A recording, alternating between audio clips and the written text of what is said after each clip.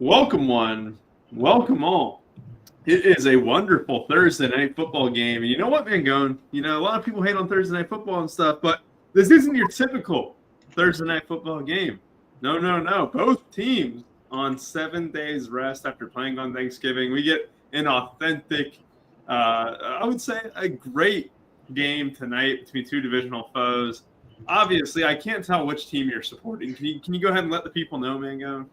Yeah, this is game of the year vibes, Rubio. I mean, this is what changes the division, right? This is when the Packers come in, they lay the hammer down. They're missing Decker. I saw some people on Twitter saying, "Oh, the pass rush, the Packers or the run, they're so bad against it. Decker's not going to matter." It matters. The Packer back, they're going to head in and win on the road, Rubio Dimes, on the road, and get the job done. And I'll say this. If you watch the last Packer game against the Lions, it was a muddied up game. It was a gross game with the weather. Jordan Love made one really bad decision. I mean, really bad interception that ruined the game for them. It was like a 14-point swing. Not today. He's going to learn from his mistakes. This is going to be the moment where the Packers get the job done. So, I'm revved up for this game. I'm very excited. I don't break the cheese head out often, Rubio, but I break it out for the big games, and this is game of the year for the Packers. This is the game where people start turning heads, Rubio. They start saying, "Oh, the Packers are Super Bowl contenders." Now, I already know they are. I already have a bet on them to win the Super Bowl. But this is the one where people actually start saying, "Oh, they're for real." You know what's kind of crazy is that they are 9-3. You just don't get that vibe from them that they're 9-3. You honestly think that the Vikings and Lions are just well off ahead, and that's just not the case. You're right about this game being, very important as far as maybe potentially the 1 seed goes, but also just the division itself. I don't know. You're going into Detroit. You're going into the dome environment. I am hopeful that we get a great game tonight, Mango, and I think we will. You got a healthy team total here. I hope your Packers can get Dontavion Wicks involved. This is going to be one thing that we always do on this show. Yeah, can you not try and will that? Like, that's just not like he's not. I mean, we can get into it obviously, but I think the Dontavion Wicks thing, like, it's just you're chasing shit in my opinion. So I love chasing shit, and I love a guy that I've been chasing since week 1. After I spent probably 15% of my drafts drafting his ass in best ball here, man. And so I'm still hopeful. The playoff push is here. The Dontavion Wicks era is here. Romeo Doubs in concussion protocol. I don't think he'll be able to give it a go tonight. We'll see. But what that does, that brings in, guys like Reed, who had a 2-touchdown game last week. You also had Christian Watson there, too. You get Wicks involved, Bo Melton, and all that. My thing here, though, is when we do the projected score, Mango, which we always do for each slate, we just sort by what are the top 20, what are the top 150 teams by projected score, what is hitting. And right now, it's Wicks, it's Laporta, it's Brooks, it's cheap captain galore. The most expensive captain that we get is Jaden Reed at 11.4. If we go to the flex, it's a lot of studs, right? So this is what the optimizer is pushing as of this moment, right? If you were to just sort by projected score, what do these builds look like? This is what they look like. You got Bo Melton, Dontavion Wicks, and you got just studs after that. Like, look at this lineup here, Mango. Can I interest you in a little bit of Bo Melton captain tonight? I know it's not something that's going to pop in the Sims, but look at a team like that, and it gets you all the studs. I mean, this is why the cheap captain is popping today. What do you think? It's hard to sell me on. I'm never a cheap captain guy. I think even the other night, I should ask myself that because let me find it. Did Marvin Mims captain actually win the other night? I don't think it did because there was already so much chaos that happened on that slate. It had to be Judy, right? Yeah, I think, and to be fair, Judy went pretty nuclear. Yeah, because I had gotten second in one of the contests, and it was a 1v1 Sutton for Elijah Moore. It was like they left $3K on the table. Yeah, it was Judy captain. And to be fair, he had a legendary performance to kind of be the captain, but I don't know, man. When Marvin Mims does something like that and he's not the captain, that's pretty crazy. Maybe he would have if Bo Nix had a little bit of a better game. But I'm just not I'm not typically a cheap captain person. I think part of the cheap captain build, though, is you have to take into account the expensive options as well, right? And to be fair, we do have a plethora of expensive options, right? Jared Goff, Josh Jacobs, Jordan Love, Amon St. Brown, Jahmyr Gibbs, David Montgomery, Jaden Reed. I mean, the list does go on a bit. I do think the mid-tier is kind of strong with some really good options, though, as well. But I don't know. I'm sure I'll end up just going more expensive captains. That's typically what I lean. I'm curious what the Sims will do, but I do think the mid-tier is strong as well. Like, were there any mid-tier captains popping up? Again, I don't want to get too deep into the weeds yet. No, this is good. This is good. Let's go to Laporta, right? You got what was that, 5,600 price tag there, so he comes in at 8,400 on the captain. This is what a mid-tier looks like. And look, I'm going to be buying on Wix. Clearly, we know where you stand, man. You're not going to be willing. He's fine, but I think he's just a little. I mean, he's only 4.2 at least. I thought he was 6K when you. I was looking at the captain pricing, to be fair, so it's a little bit of a better tag than I was thinking when you showed it up on. This is like the ultimate one that just doesn't make the pool for whatever reason tonight, Van Gogh, and I just get tilted by it because it's the most cookie cutter build. It leaves 600. It's going to split for like 4K up top. Like, this is the type of build that could win. After Laporta had a great game last Thanksgiving, what was it, 2 touchdowns, right, that he had. It's just the very cookie cutter. Like, look at that, it's solid. It's great. Go back to that build. Like, it's just like off the cuff, right? Like, Imagine that team is Tucker Kraft captain, and then you change Wicks to Jamison Williams. Like, I'm not saying that math for sure adds up, but like, those kind of teams can like really win today. Like, those are very good teams. It would not add up because Kraft is only 200 less than Laporta, if you believe that. Tucker Kraft has been a baller at times, though. But I was hoping it would fit too because I scrolled down and Kraft's 8,100 in the captain. Yeah, okay. So it's definitely obviously it's not a team that exists. So my bad. But you get what I'm saying. Like, that Laporta team alone looks great, and like, I don't know, mid-tier captains look like they're going to be super interesting today, and I definitely have some take on some of these mid-tier guys that we'll get to for sure. We have a bunch of running backs today. Like, you got Jacobs, Montgomery, Gibbs, and then you even have guys like Brooks are going to pop in a value section a little bit. It feels like there's a ton of viable plays on this slate. That's the number one thing that we should just address. There is a ton of great plays on this slate. It's going to be hard to build a bad lineup, to be quite honest, and I'll manage a way. I'll manage a way to get last. I think that the last Packers slate, whatever the last slate on Thanksgiving was, I don't think it was the Packers one. I actually think I ended up doing well, but I think it was the second game between the Cowboys that I just got absolutely rinsed on and almost last place. So hopefully we can make this Thursday a little bit better. Good morning to our guy Andy here. Smash that like, Richie Smalls. You're absolutely right. We got Go Pack Go. So we got some Packers fan. Mario Dunyeezy, how you doing? Chris, I wish I separated Bones from Harden, and that just so I'll be completely honest, Chris. Bones Highland, he's not going to be playing in the NBA much longer. He was terrible last night when we got that garbage time run and stuff. But that was my only regret, is not separating him from the studs, because he ended up being a garbage time hero for that reason. And Mario Dunyeezy, that these mid-tier captains, we can get those like kind of isolated out here. Let's see what a Tucker Kraft one. It's going to look very much alike.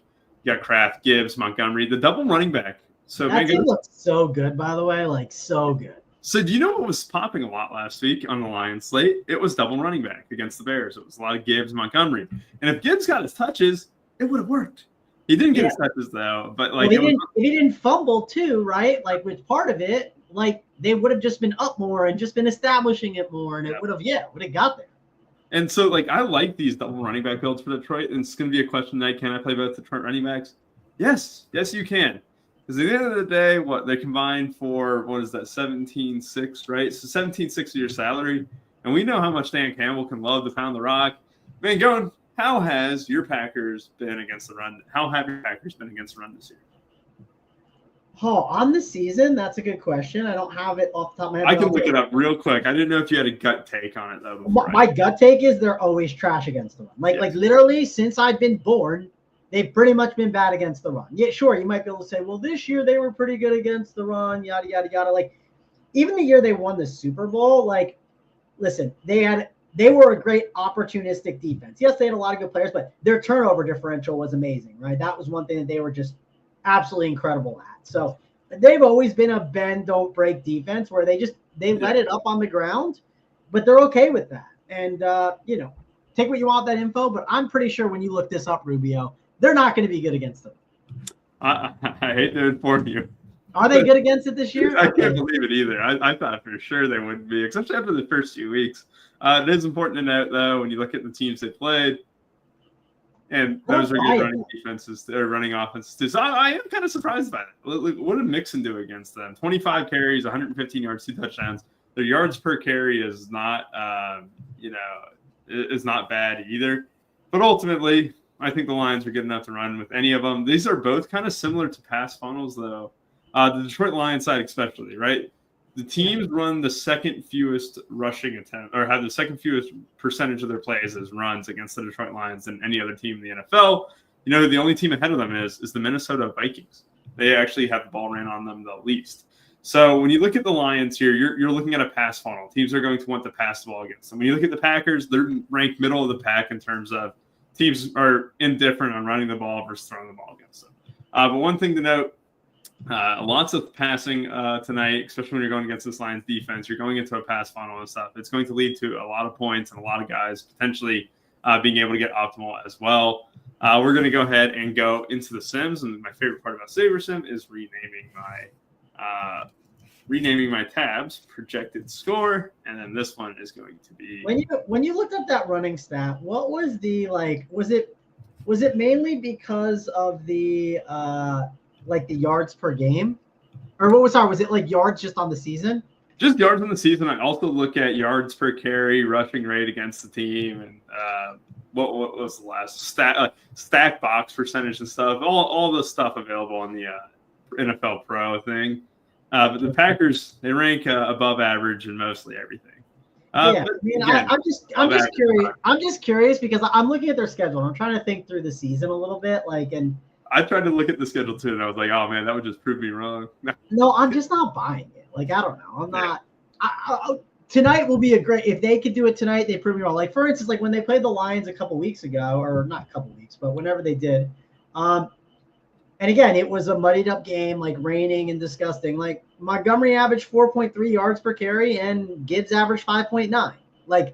Sure, they didn't absolutely dominate, but I don't know. That game was a weird game too, and they got the job done. And a lot of their games, they've been they've been leading. And like I said, the Packers, one thing they're really good at is they've been controlling games. Even when they had Malik Willis playing quarterback, show me how many teams, Rubio, can have Malik Willis walk into town with not a lot of notice. Yes, I know it is his former offensive coordinator, but walk into town and just get 2 victories off the rip like that. That's all I'm saying, Rubio. This team is a good football team, and but I do think that they've controlled a lot of games. Now, if they control this game, it'll be interesting to see if maybe that the passing game will be a little bit better. I think this is a great game to play scripts. I know one thing I'm going to do, and this is something you can do in SaberSim, and I've been doing it a lot more, and I think it's been definitely beneficial to my process as of late, but I've gone into teams and I start Xing out teams that I just don't think make a lot of sense to me. You know what I mean?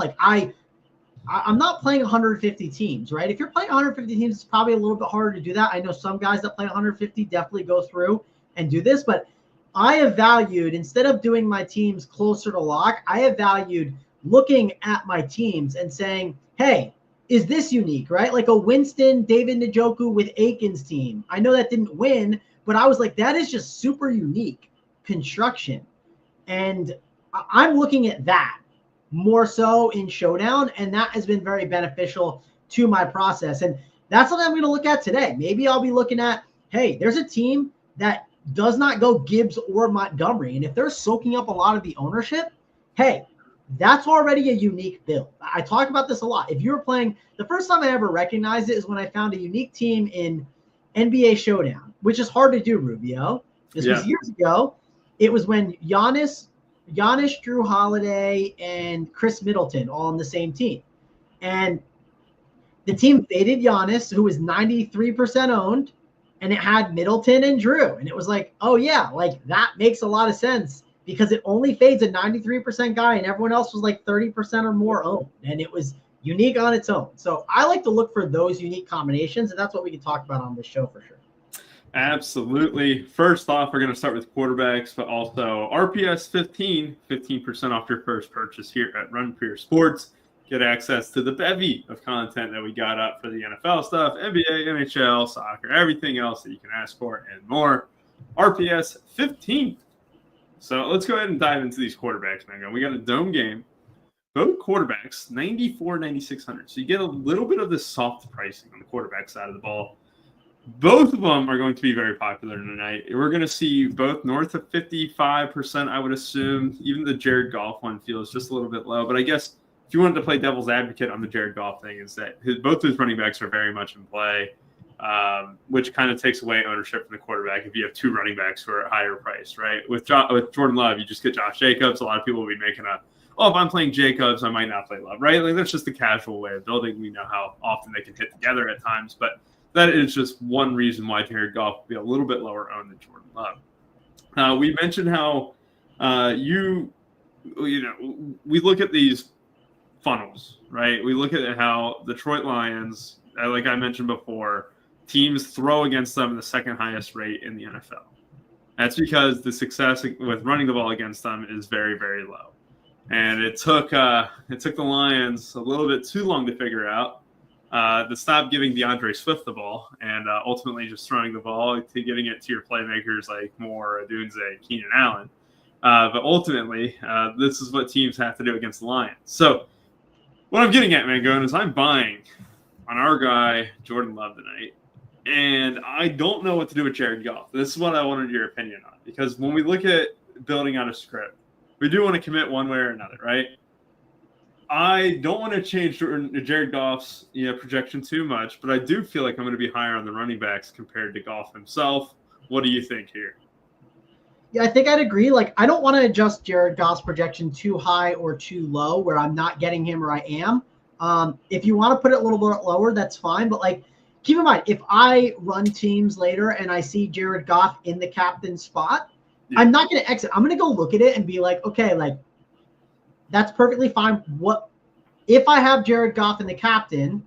Am I missing other captains that I'd rather have, right? I'm going to look at my allocation and try and make that decision. I don't think he's necessarily a bad play, but I definitely prefer other plays. Like, I'm with you. I would rather buy the market on Jordan Love. Also, I'd rather buy him than obviously the position players on the Packers, just because good luck figuring out the game of that a little bit. I'm not saying I'm not going to be spinning the wheel, right? I will be, but I want to kind of decrease that risk as much as possible. And I think it's best to do it by just buying on Jordan Love. So I'm with you, Rubio. I want to buy on Jordan Love. Buying on him will also give us captain Jordan Love teams, which I'll tell you this, Rubio.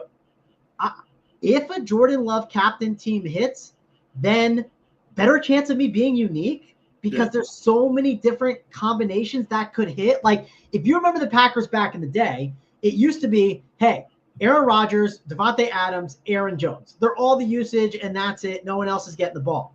Here, if Jordan Love at captain hits, a lot of different combinations could be coming out of that team. So I think it helps increase your chances of uniqueness, which I like. I want to build sharp, unique teams, and that is one reason I definitely want to buy on Jordan Love captain teams today. So I am with you. I want to buy on Jordan Love captain teams as well. And you made a great point, too, just talking about how a much more lottery of plays in that receiving room, like Wicks, Melton. Hell, you can throw in Heath and stuff, too. You can throw in Kraft.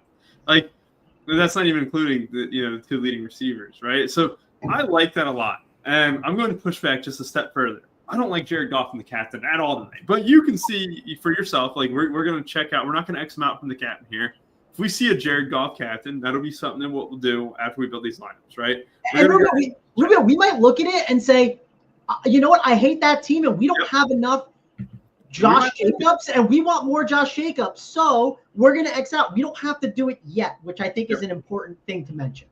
Perfect. I like it. And I think we're very hand in hand here. Just a slight sell on Goff, a buy on Jordan Love. That's going to be enough of a difference, a point difference here with Jordan Love being the cheaper quarterback.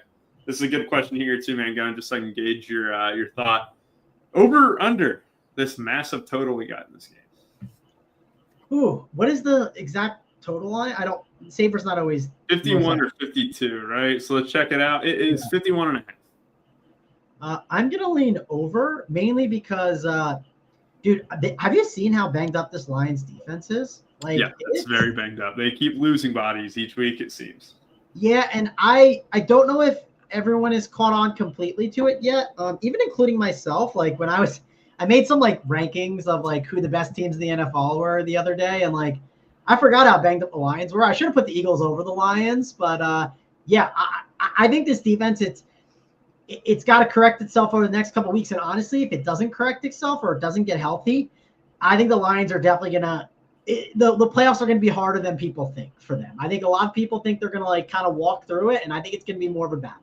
So this is going to kind of put me in a little bit of a bad spot, but I wanted to bet the Eagles Super Bowl. What was it, 2 days ago? And I was shocked that their odds were plus 475, which is the same exact as the Lions. And like I was just looking at that. I think the Eagles, as of right now, are playing the best football in the NFL. And the Lions are a little bit shaky, just a little bit. I like the Bills more, but it's Bills. I think it's Bills, Eagles, Lions. I had Packers ranked 5th. I had 4th for Chiefs, Packers 5. Another thing people don't realize, dude, Packers are on the road and they're plus 3.5. Like that is Vegas giving respect to this team, or it's Vegas saying the Lions aren't as good as you think. It's one or the other. Make up your mind. It could be a mix of both, but I think this is going to be a really, really good game, and I think you are going to see points for sure. Yep, I agree. Let's move on to the running backs here, and we got Mari Dunnies. You mentioned, can you play all 3 running backs tonight? This is going to be an interesting one. Try and get all 3 running backs in the lineup. That'll be something to look at the end if we do see that, because it's not as unserious as it may seem to play like 3 stud running backs. No, it's not. If you look at you probably won't have the quarterbacks in those builds. There's no like Justin Jefferson to pay up for, right? I guess there's a St. Brown, but like it's not crazy, Rubio. And those are teams like, here's another great example. You find a team that has 0 quarterbacks, that right there is very unique, and it could have the 3 running backs. Like, who's building that? Like, no one is. Yep, I agree 100%. I'm going to go to week 13. So this is the last week for best ball. Can you believe that? So I wanted to kind of just look at these numbers here on Chris Brooks and Emmanuel Wilson, right? 28 yards rushing for Chris Brooks, Emmanuel Wilson 20 yards, but that was only on 3 attempts and 2 attempts, right? What was their involvement in the pass game like? Because I look at this projection and it feels like a touch high, right? Like, let me go ahead and just go to receiving here for Brooks. He had 2 targets last week, which is not something to scoff at. He had 2 receptions as well. I kind of want to start the cheapies because I do think that they're going to hit at a little higher clip. Do you think this Chris Brooks projection is too high, too low, or just right? What do you think, Papa Bear? That is, I mean, I'm trying to think it through because listen, Emmanuel Wilson is not good, right? Like let's start there. Like he's not this absolute stud. Yeah. The only reason he's there is he knows the system, right? They were going to play whatever his name is, Marshawn Lloyd. They were going to play him over him, obviously. I do think it's a tad high at 4.7, Rubio. Like, I like going down there to that number. I think that's a pretty good projection. So I'm perfectly fine with that. Let's go with that. I think that's a pretty good mark on it. Hopefully you don't get, like, too much. Like, if we run teams, Rubio, and I'm getting, like, 50, 60%, like, that's probably a problem to me. But I think let's bump it down, get lower than the field, and see what happens. Yeah, I just wanted to see what this does because look, like I think you're going to get a little bit of these guys, and you saw in just the projected score build, we were getting a lot of Chris Brooks, which I don't love. And if you're only getting 5 touches last game, it's not something that I just want to jump out of my seat for. And I do think they would bring Jacobs in around the goal line, so like it's not something that I really want to buy in on. However, now we're going to talk about these 3 stud running backs, and Jahmyr Gibbs is in a little bit of hot water. All right, did you see what he did, Mango? Did you see? I did. Yeah. That's Dan Campbell did say it's not like he said he didn't care, but like who knows? That could be him being a player's coach and protecting his player, right? Like, that's the thing too, is I don't think Dan Campbell's gonna be like you're riding the bench the first half or whatever like that. Or you're not gonna get touches. He's just gonna move on and move past it. But did you give yourself the pleasure of reading the whiteboard itself? I zoomed in a little bit, but I was just like, I probably don't like understand it all, right? Oh no, like, you understood it. It was just celebrity names for like a lot of the stuff. It was well, great. yeah, it's people's. It's like names like, if you're talking to the H back, you'll say like hot dog, right? Stupid stuff like that. So Yeah, like yeah. they're just gonna have to change all that verbiage basically. We had Julia Roberts was in there. You had Khloe Kardashian. Was this Ray Ellen? I don't know Well, who knows what that one is, but you just had a bunch of celebrity names. It was nice. Celebrities could be like a pass protection, and like Yep. past plays could be like food groups, right? Like they're grouped like that to help Yep. people recognize and understand. That's the type of stuff that I really like to just see. And I know that when the Giants did their offseason Hard Knocks and they had their entire draft board leaked out with all the colors of like what it stood for, and then you find out that they nailed on the Jermaine Burton character issues on. That was great stuff. I mean, the Giants front office can identify problematic behaviors in a locker room. That is for sure. Too bad they can't do it in their own front office. All right, let's go ahead and just talk about Jacobs, Gibbs, and Montgomery. I look at Jacobs, and we're a little bit lower than Saber on him. Same with Gibbs. We're kind of selling the running backs as an RPS hole. When I look at these numbers here, Bingo, I'm going to have a theory here, right? And this is just all about game script, whatever. I don't think they used Jahmyr Gibbs enough last game. And he only had, 9 carries for 87 yards, something like that. I think there's going to be a slight point of emphasis to get him the ball tonight. He is my top guy. Not just out of this running back room between him and Montgomery, but also Josh Jacobs. I really think we see a healthy dose of Jahmyr Gibbs, and this whole thing gets moved past him. And I am going to sell on Josh Jacobs. And here's the reason. We talk about this. It's a very, very tough defense to run against. The Lions are one of the best defenses in terms of protecting against the run. You have to be able to throw the ball against them. It's not to say that Josh Jacobs can't be effective in the passing game. He has been this year. I think that's been the sneakiest thing from Josh Jacobs' game is that he has actually been a very capable receiver this year. 4 catches last game for 74 yards, broke off a big one. If you look at other games, he's had 4 catches in, 5 catches in, 4 catches in already this season. So it's not like he's useless out of the pass game. And also a fun fact, it feels like he's a lot older than 26. I can't believe he's only 26 years old, Josh Jacobs here. And then David Montgomery is a guy that I'm fine with, but if I'm buying so much on Jahmyr Gibbs, it's going to lead me to a slight sell on David Montgomery. What do you think about those takes there? I mean, I can pretty much agree. I'm not saying I don't want any Josh Jacobs. Like the one thing I don't know how you handle it, but like for me, I would have Jacobs above Gibbs slightly just because there's like an $800 difference and I'll already get a lot of Gibbs. I don't know if that's right or wrong. When I run the projections later, though, if I'm not getting enough Gibbs, then I will flip it, right? I'll be like, okay, but when I first run it, I kind of do it that way. Again, I don't know if that's right or wrong. Not trying to I like to see what the projection percentage does in ownership, and then I rerun it again if I don't like where it's at until I kind of manipulate it to get to the percentages and buys and lows that I like. So let's do that. I think I'm cool with that. And again, I still think we're technically selling Jacobs at that projection. Yeah, and so this is a good one here. Like some of Jacobs really want to play the Green Bay passing game, and you're exactly right here, Lee Price. And you're talking about how both teams really just want to run the ball and the injuries and the Lions. Where look, the Lions having this banged up defensive line a little bit, especially since Aiden Hutchinson went down, they've been a little weaker against the run, but they're still elite, right?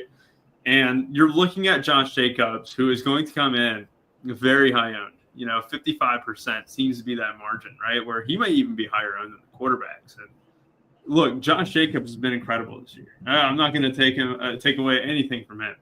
However, when you just look at how good he's been running on touchdowns and what this floor looks like, I feel like the floor is a lot lower than what we can expect moving forward. And that's my thing, because I think that he is due for a single-digit performance. And even then, he can score a touchdown. He can get 60 yards rushing, score a touchdown, maybe a catch, but it's not going to be enough. And I just think this is a bad enough spot to where I'm not going to want to pay 9-8, which is kind of a ceiling price almost, at a very high ownership still. And I'd much rather have Gibbs or Montgomery in this spot here. Mangone, anything to add to this running back room? No, nothing else to add. I think that's perfect. So let's keep moving along. Yep, perfect. And yep, you had that one huge play. Just talking about that touchdown reception, like 4 for 74 and 1. He always finds a way to get there, and I'm banking on it not being as much this week. He's still not like a terrible play if he's the last piece in, but he's not going to be a guy I'm emphasizing at all tonight. Yeah, like if I run stuff and I'm like, oh, I have 60% Josh Jacobs, I'm probably not going to be happy. Like, for instance, like one thing I did the other day when I ran the Texans slate against the Cowboys, I had like 5% Joe Mixon, and I was like, and I realized like with 2 minutes left and I couldn't fix it. And then like, yeah, he went off and I was pissed. Like, so it's like, those are the things I kind of like try to like look at the ownerships and understand like, what am I comfortable with? What am I not comfortable with? And that's kind of how I do it. So Josh Jacobs, I don't want 60, right? I'm okay with getting some of him. Another great example, I think, was Nick Chubb. I didn't want to have a lot of him the other night. Yep. And I had 5%. And I said, great, I have one, not the end of the world. Like, I'm okay with that. And I didn't have him in the captain, and so be it. I didn't like Nick Chubb. I had him as a fade on the playbook, but sure, I had 5%. I'm not going to complain about 5. Yeah, and this is an interesting thing too when talking about that autofill feature, because you ended up getting second in the $3.20 entry max, right? The play action, which is a great contest. And I got second, and I had a team, the next best team, like the next best train after. So it was like I had the top 2. I had 2 of the top 3 teams. See, that's like something that even if you're playing 20 entry max and stuff, I was like thinking about this just for NBA. If you're just looking for like a casual night, that autofill feature has made it so relaxing in terms of, look, as long as I can trust the projections, as long as I can make some minor tweaks and stuff, it's literally 2 clicks and you have competitive lineups across the board. And it's so relaxing, Rubio. I do it on Up the Lock, and you could probably tell at the start of the year I was like kind of more panicky on Up the Lock for NFL. For NFL now, I'm just very free with it. I'm just like, okay, like plug it in, and as long as I get something that I like. As long as there's not something like 80% of a guy that I really hate, which it never is, I'm perfectly fine with it. Yeah, exactly. And so when I looked at it this way too, and this is just an interesting way to look at it. If you were to play like $80 on a slate, 20 entries into the $3, 20 entries into the $1 and stuff, and use the autofill feature, it's amazing. I'm not dumb though. Like, I understand the price is kind of high and stuff, but if you did want to test it out, I'm sure SaberSim does free trials still. And it would be something that you can just have a little bit of fun with, right? Just autofill into those $1 and $3 20 entry max. You don't have to make too huge of adjustments or whatever. Just see where you stand at the end of the week. I don't know how long the free trial is on SaberSim, but if you did want to try it out, like there is a way to test out Saber without having to shell out a bunch of cash. Again, I'm not stupid. I understand that the price of it I am stupid, but I can understand that the price can be a little bit of a turnoff and stuff. But if you did want to test it out, try out some of the features that SaberSim offers. They do have free trials as well. And then going, like, it gets you competitive teams, almost. I'm not going to say it's the holy grail. You're still prone to lose money and stuff too. But like at the same time, like you're just in that position to sweat much more and become a more profitable DFS player as well. Let's move on to the wide receivers here. Romeo Doubs still in concussion protocol. I think he's questionable. I don't think he's ruled out yet. Is that right, Mangone? Because I thought I looked at it as Romeo Doubs potentially being able to play today. Like, he could still get active, but he was still in concussion protocol as soon as yesterday. I would tell you this. He's in the concussion protocol, and he's ruled out already. Yeah, he's ruled out. Jair's ruled out. Cooper, Valentine, those guys are all ruled out. Also, another reason why Rubio, and this kind of leads to the receiver discussion, Jaden Reed, he gets one of the best slot matchups of the week. He opened the week at a 42.5 prop. He's now up to 62.5 as his prop, which that is a really nice move. And we're going to buy Jaden Reed on this show. Well, let's buy Jaden Reed right now. Let's get him up. Let's buy the stock of Jaden Reed tonight. Looked really good last week in limited touches. And this is one of those things, too, where I didn't want to judge this Packers wide receiver room in a game where they got up by so much early and kind of took their foot off the gas just a little bit. Not insane. But I imagine that the tricks weren't let out the bag there. And, yes, it is. Romeo Doubs confirmed out and stuff, too, as of yesterday. Just shows you that when I'm looking at Coach speak from the 3rd and 4th, I thought for sure that he was still going to have a chance to play. That was completely wrong.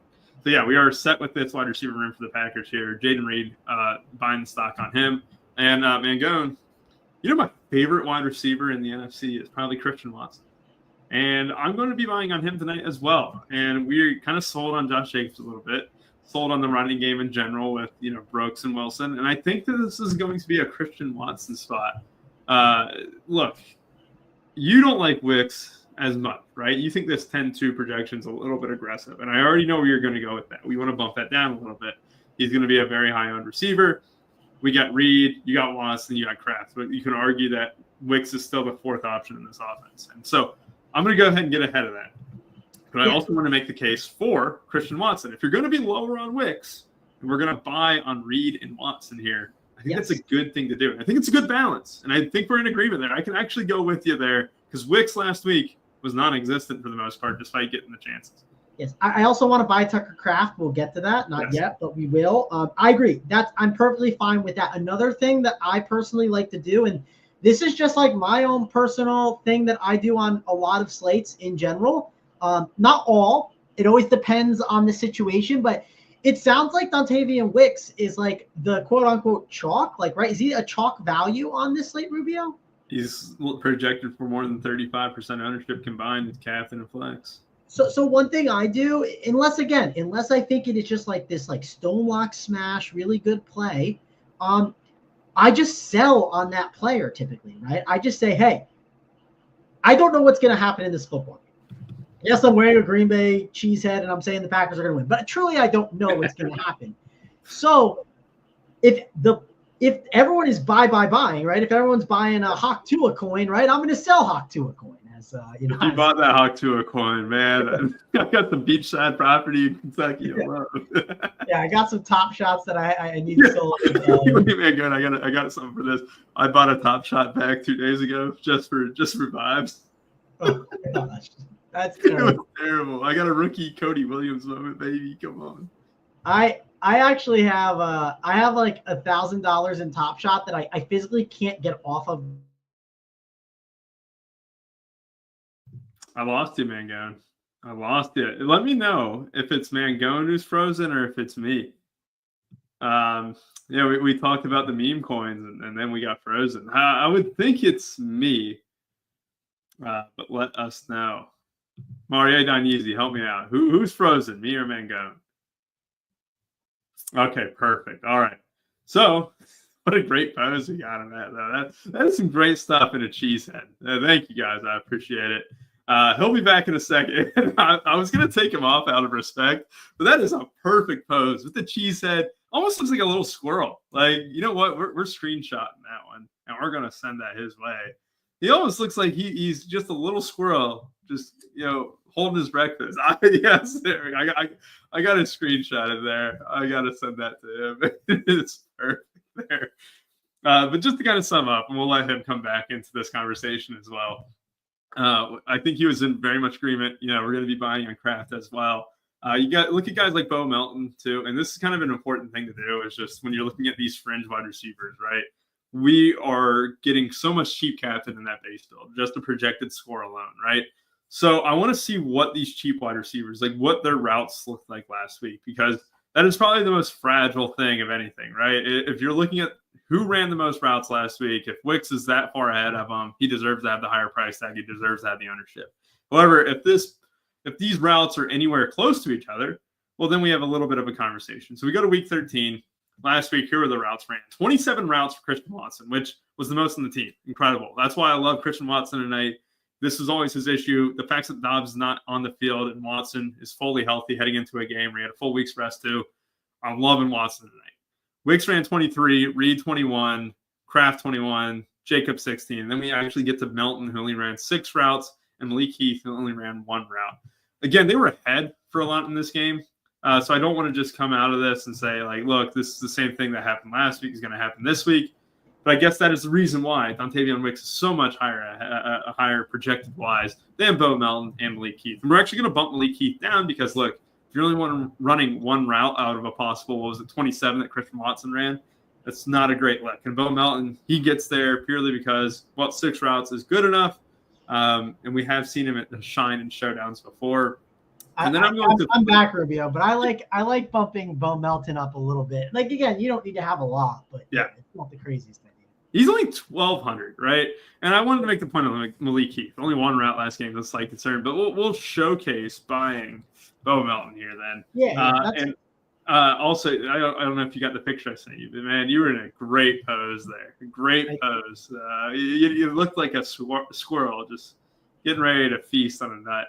That looks ridiculous. I wish I didn't have this weird like sunshine thing that goes on sometimes at my with these blinds I got right now. But yeah, it's that was a really good picture. Really good. The cheesehead just made it. The cheesehead carried the picture hard.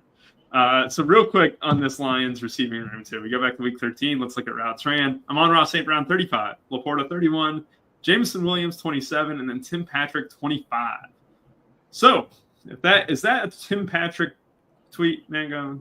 Should we be buying on Tim Patrick today? And should he be much closer to Dontavian Wicks? And I think the answer is yes to both of those. What do you think here, Mango? I agree. I think the answer is yes. I don't know what number will get it like the right allocation, but I'm fine with starting there, right? And then again, as you keep making adjustments, you can move it around. Yeah, I do look like a rat looking. Yeah, that's a much better one than a squirrel or a rat looking. Jeez. That is hilarious. It was right when we started talking about the meme coin. That is great stuff. Yeah, when we start talking about friggin' Top Shot. Hawk to Yeah. Brutal. But oh man, but yeah, I like where we're at. I mean, you and I definitely seem we're not like 1,000% aligned, but we're very aligned, I think, so far on a lot of our takes, which is, I don't know, hopefully that's a good thing. Hopefully the mojo's flowing and it'll work out for us. Well, let me know on Amon-Ra St. Brown, and I have a bold take here. I actually want to get more bullish on Christian Watson. He might be my favorite captain tonight. And you talked about mid-tier captain potentially hitting. Christian Watson might be my guy. And I mentioned it while you were gone, but like the most routes ran last game. You're in a pass funnel game here where you're going to be forced to throw the ball against this Detroit Lions defense. Watson's my guy. I want him ahead of Jameson Williams. And if we're going to be buying slightly on Tim Patrick, we want to sell on slightly on Jameson Williams. And then I just need your take for Amon-Ra St. Brown before we move on to the tight ends. Yeah, the slot merchant, as George Pickens calls him. Listen, I don't care if you're a slot merchant. Just get me fantasy points. Yep. I don't mind buying him up a little bit. I'll admit, like I don't want him to be my top captain of the slate. Like if I flip it over, right, when we run it, and then he's like, I see like 40%, Amon-Ra St. Brown, I'm not going to be excited about that. Yep. So I think when I flipped it over on the Brown slate, I had like 30% or 40% Jerry Jeudy, and I was happy with that. Before that, I had a lot more Cortland Sutton, and I didn't like that, right? I wanted to flip that around a little bit. So, we'll have to see. Because, like, I don't want to have, like, 40% St. Brown and then at the captain and then no Jahmyr Gibbs. So, but I do like the bump up because I want to ensure that we get him on our teams.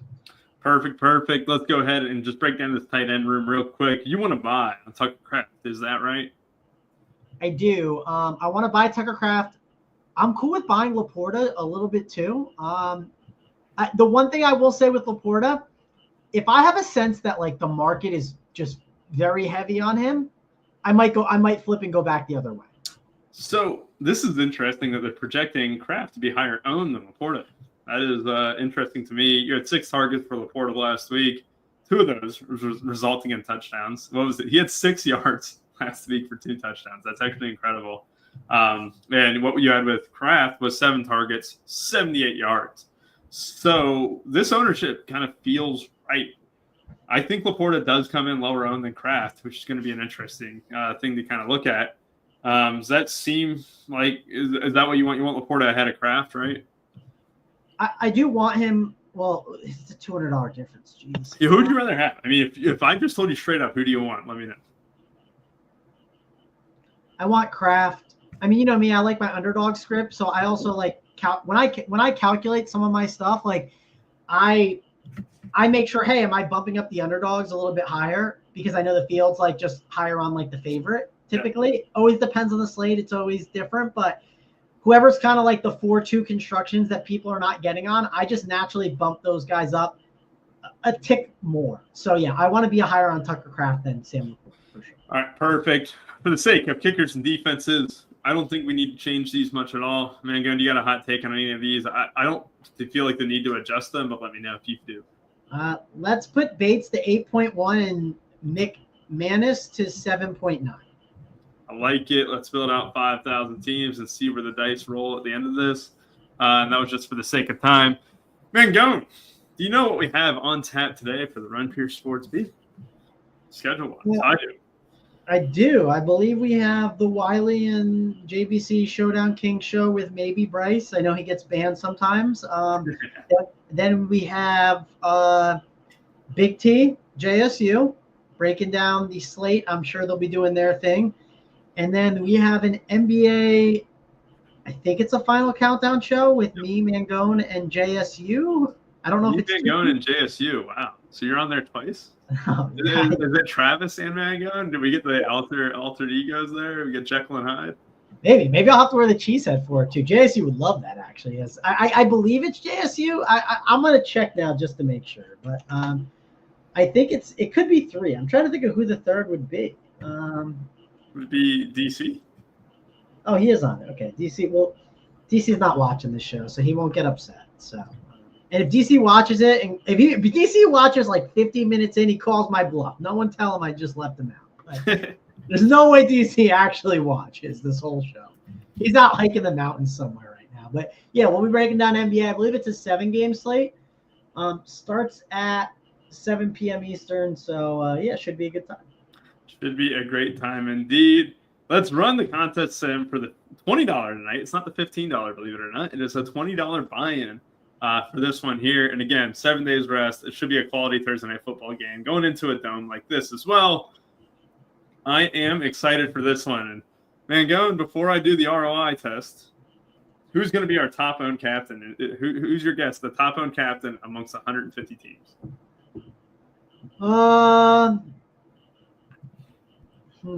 Based on the adjustments you made, I think it's Jaden Reed. Jaden Reed is your guess. Let's find out right now. Captain. No. Amon-Ra St. Brown, followed by Jordan Love, Jahmyr Gibbs, Jaden Reed. And look, we don't get any Christian Watson until 4%. That's You're still getting some. I don't think that's bad. There's no way. All right, hold on. We didn't do it right. Oh, you didn't do it right. So Jaden Reed popped up. So it wasn't a bad guess. It was not a bad guess. No, a second. Yeah, you had him at 2-1 odds to be top captain. You know, you failed, but hey, you had a good guess. You had a good run for your money there. Yeah, so this is an interesting one too. I like this from LeBron.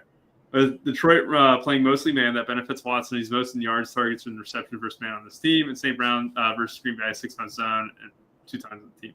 This is actually a good theory because I know Kurt was yapping my ear off about Kmet being a mediocre play last Thursday. And he didn't do anything. And he was just saying his separation versus man is really bad. And look, I've been bullish on Watson, and I know what we have seen from him when he's healthy is honestly one of the best receiving performances he can have. Like, he can get 5 catches for 150 yards and 2 touchdowns. Like, he has that ceiling. Very much loving the idea of Christian Watson captain, being able to kind of execute that against man. We know what Amon-Ra St. Brown can do. A lot of it's script-wise, too, for St. Brown. Like, if you look at this Lions team, like, a lot of these games, they haven't had to throw the ball a ton, right? Like, you go to the last game, they were still ahead for most of it. You go against the Colts, the Jags, like the Texans even. The Texans was the game they had to come back on, and that was the last game that we saw Amon-Ra St. Brown, crack 18 fantasy points.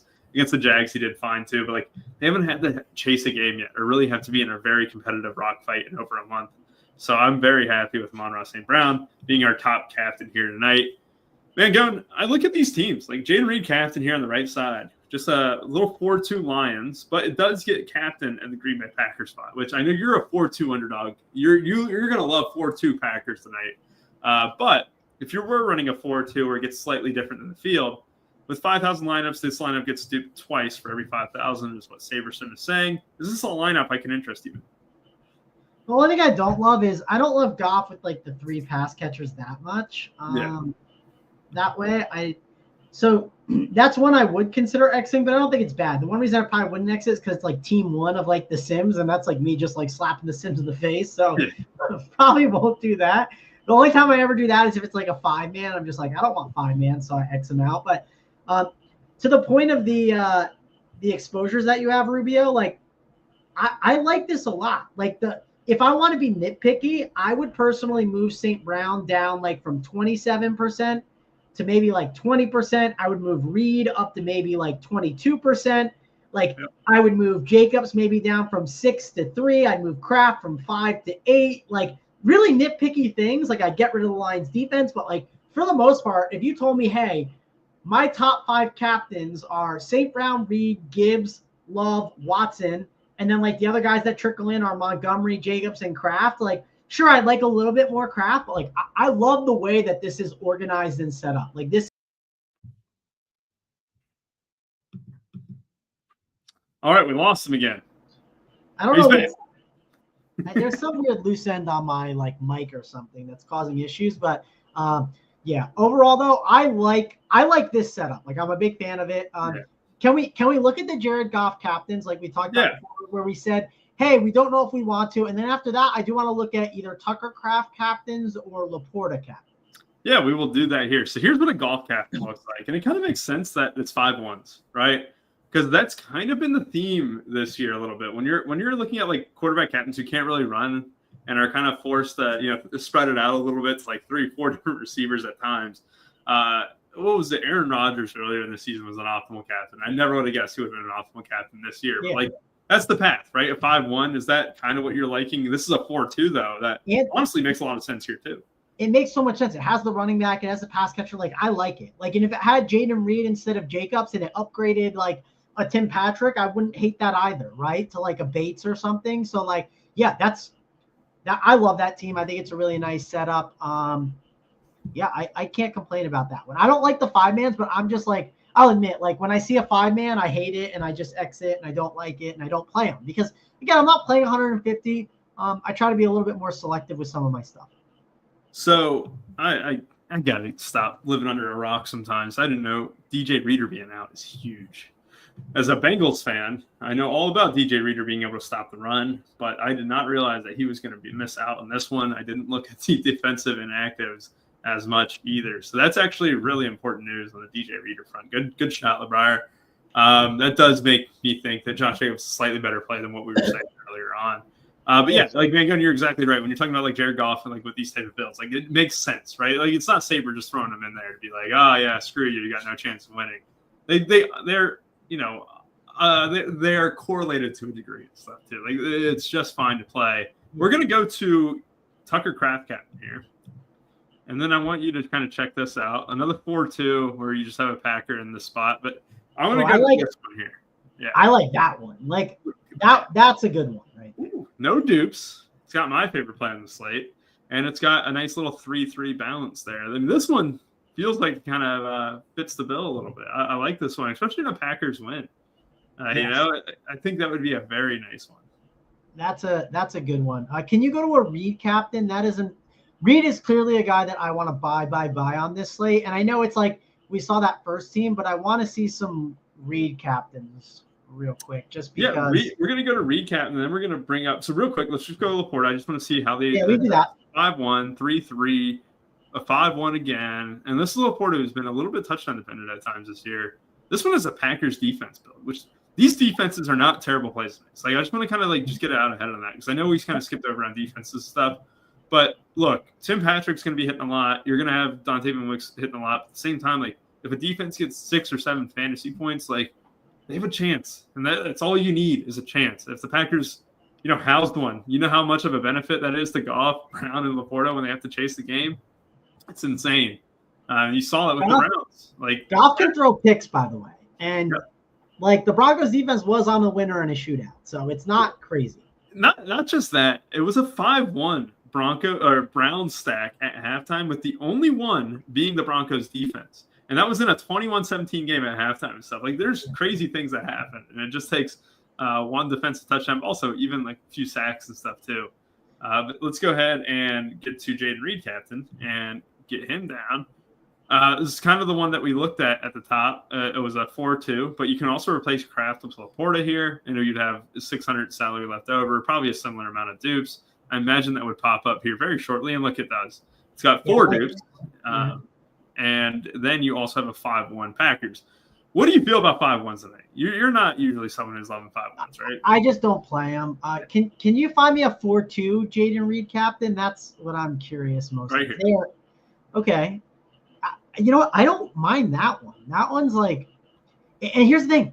It fades. It fades Goff, Gibbs, and Montgomery, which like I don't know. I think a lot of people are plugging those guys in, right? Like I try to just think of like, hey, like who are some big fades that make this team good? Like I think that team is good. Like people are not really playing St. Brown and Tim Patrick without playing Goff, right? Yeah. Like it's naturally making it unique to some degree. So I mean that's already a team that I would say like, hey, I think the uniqueness is good and it's got the 3 dupes, which isn't terrible. So I'm kind of in on that.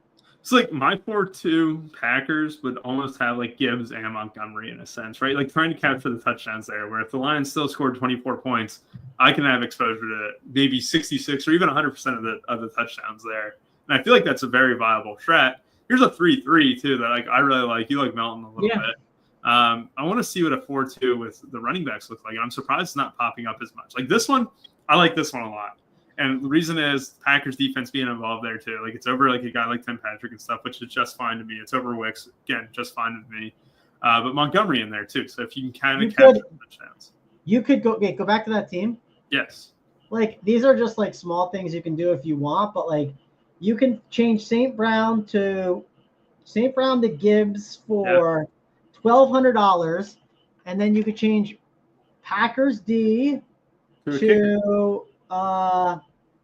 to Brandon McManus, right? That's a straight 2v2. You go Gibbs and then the kicker for the Packers, and I think that's a really solid setup.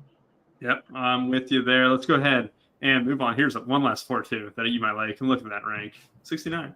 Nice. Yeah, all right, so I want to get my Christian Watson captain real quick before we head on. Let's do that. Christian Watson captain. You got a nice little 4-2. I think he makes the most sense with a 4-2. Just because of his big playability, being the optimal captain. Like he is a touchdown machine. You have seen that through his career. When he does play, he does get touchdowns.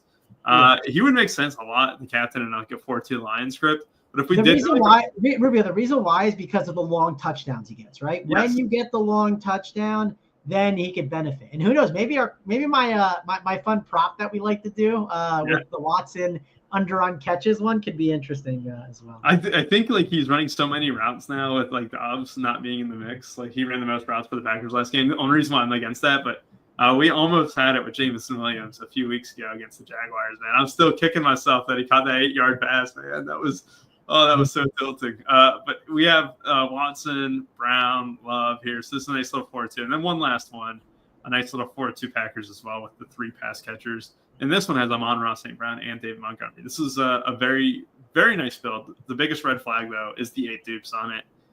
So maybe Christian Watson captain, you'll have to find a little bit of a different way to get slightly unique. And if you did like to buy in on potentially the Lions defense getting a little bit exposed on the run tonight with a lot of their guys out on the defensive front, this is a good build for you. I think Christian Watson, Jacobs, Love, Goff, Williams, Tim Patrick, these are the kind of teams that I can get a little bit behind as well.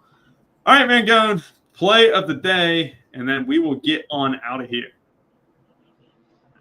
Yeah, play of the day, we'll go with Jaden Reed. I want to be high on him. I wanted to be high on the Browns pass catchers the other day. I'm going to be higher on the Packers pass catchers, and one of them will definitely be Jaden Reed. You'll see him as like one of my like top like 1 to 3 captains on the slate. So I want to definitely be overexposed to Jaden. So we're going to Packers wide receivers here. I'm going Christian Watson. So we are buying in on Jaden Reed and Christian Watson tonight. That means neither of them will do well and sell both of them. No, I'm kidding. It means hopefully one of them at least does well. I think I will be hitting their props tonight. I think Christian Watson will be hit heavy on the prop side for me, man. Going. You'll have a video out later today for the DraftKings Pick 6 as well. Be sure to check out our Twitter there on the Run Pure Sports Twitter page. You'll be able to see Mangone breaking down his Pick 6 plays of the day from the DraftKings Pick 6 perspective. Again, for Mangone and I, thank you all for joining us. Have a great rest of your day.